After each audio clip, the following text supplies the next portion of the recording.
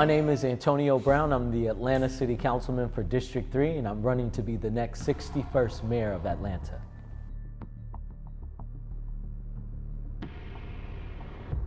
So my plan for affordable housing and just housing in general in the city of Atlanta is very clear. One, we would hire a chief housing officer, which this person we had before under the Bottoms administration, but it was privately funded through philanthropic dollars and the position ended up being dissolved.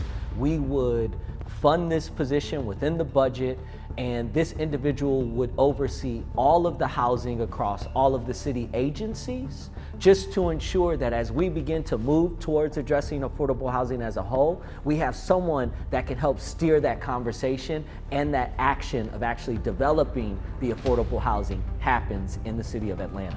The next thing I would do is we have 758 acres of city-owned vacant land.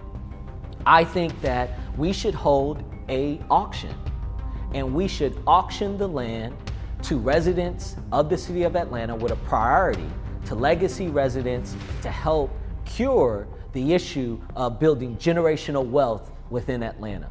The other thing that I think is equally important is that we've got to create something similar to like a beloved village, where we can start housing our unsheltered population. We can create a place, a mixed income environment for our unsheltered population to thrive and prosper and provide them the wraparound services and support that they need. I think right now the mayor's made a commitment to $100 million that we just recently passed through legislation. We need to increase our housing opportunity bond by an additional $150 million in the city of Atlanta to truly address the development of affordable housing in Atlanta.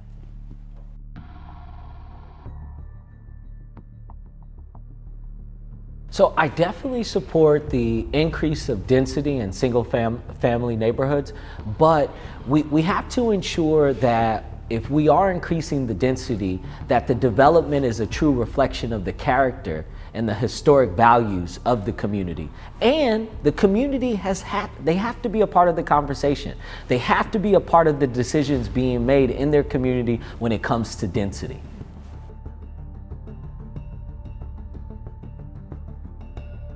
Yeah, so I myself was homeless in my life, and this issue is very personal to me.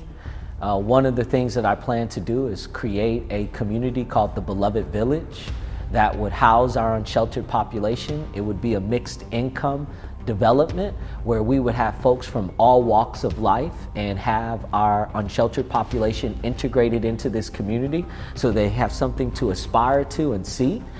We would also work with a third-party service provider to provide mental health services, counseling, healthcare, dental, all within this one community. And this model would be built through modular development. So that means we would be able to replicate this type of community across the city of Atlanta and create opportunities to house all of our unsheltered population.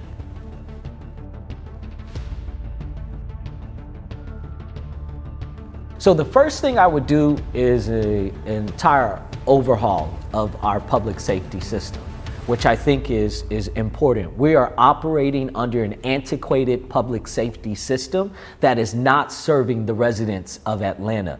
I think we need to evaluate the performance of our officers. We need to understand where are they spending their time? What functions are they operating on a day-to-day basis before we start having conversations about how many officers we're going to put on the streets of Atlanta.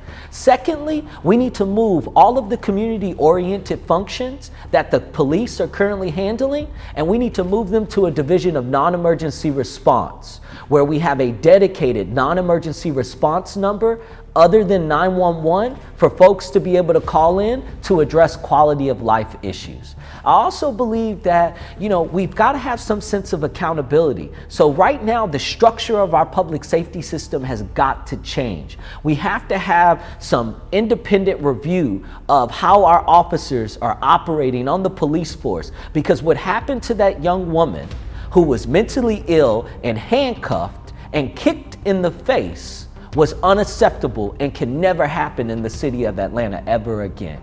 I also think that when you start to talk about public safety, we got to get back to community policing, right? I enacted one of the first community policing units in Atlanta on MLK and Lowry, one of the highest crime areas in Atlanta. For 4 months, we were able to reduce crime by 57%. Why? Because we required officers to get out of their cars, build relationships with the community, reinstill trust back between police and our residents, and ensure folks are getting to know one another. There should not be a reason why folks should be resorting to pulling out their gun and shooting someone if they know them already.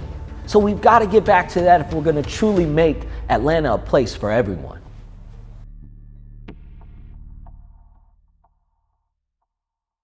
Well, one, I think that we should have a program for our youth, especially during the summer, where we can put our youth to work. If they want a summer job, the city of Atlanta should have an ample amount of jobs for them to participate in, even if it means just going around the city and cleaning up, where we can put cash in their hands the same day that they complete that job so they can feel a sense of success and accomplishment through the work that they're doing. I introduced legislation to establish a water bottling municipal enterprise where we can teach water boys how to bottle their own water, how to put it in the market and sell it by leveraging the water within watershed management.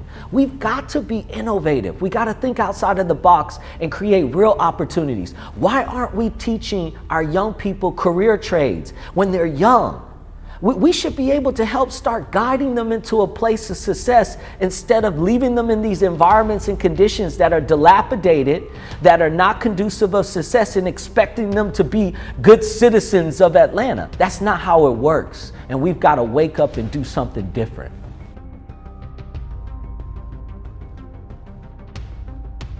So I just recently passed legislation requiring Georgia State University to study a $250 million workforce development bond.